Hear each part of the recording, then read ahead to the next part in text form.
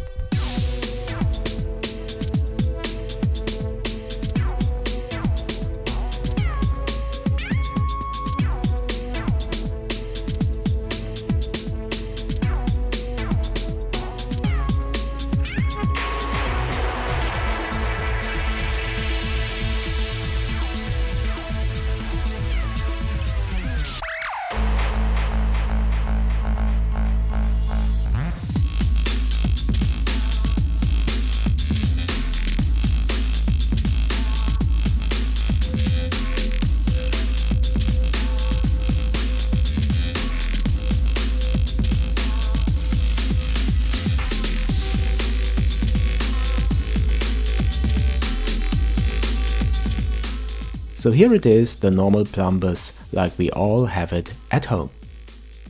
So if you like this video guys and you find it useful or at least interesting, then don't forget to subscribe to this channel. If you have any questions or ideas, add these to the comments. Thanks for watching this and thanks for your support. If you'd like to support me on my Patreon, this would be great. And I'll see you soon on JNM.